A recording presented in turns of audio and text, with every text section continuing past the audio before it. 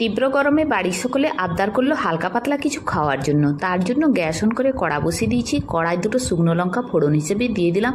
তারপর একটা গোটা পেঁয়াজ কুচানো দিয়ে হালকাভাবে ভেজে নিলাম। একটু সোনালি রং হতেই তাতে দিয়ে দিলাম এইভাবে লম্বা লম্বা করে সাইজ করে কেটে নেওয়া আলু একটু ভেজে নিলাম। তারপর ওতে দিয়ে দিলাম 1/4 চামচ হলুদের গুঁড়ো, স্বাদ মতো লবণ দিয়ে আবারও ভেজে নিলাম। তারপরে একটা গোটা টমেটো কুচনো দিয়ে দিলাম, দিয়ে তারপরও হালকাভাবে নেড়ে নিলাম।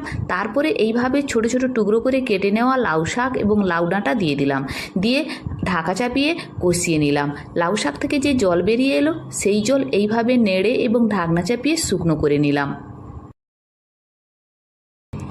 এইভাবে নেড়ে নেওয়ার ফলে লাউ শাক থেকে কাঁচা গন্ধ চলে গেছে। তারপরেই দিয়ে দিচ্ছি পোস্ত বাটা। পোস্তর সঙ্গে ঝালের জন্য দুটো কাঁচা লঙ্কাও বেটে নিয়েছিলাম। এরপর ঢাকনা চাপিয়ে 5 মিনিট রান্না করে নিলাম। তীব্র গরমের জন্য তৈরি হয়ে গেছে হালকা পাতলা পেট ঠান্ডা করার জন্য দুর্দান্ত একটা রেসিপি। গরম গরম ভাতের সঙ্গে খান লাউ শাক দিয়ে পোস্ত। এটি পেটও যেমন ঠান্ডা রাখবে, মনও সেরকম ঠান্ডা রাখবে, তৃপ্তিও বাড়াবে।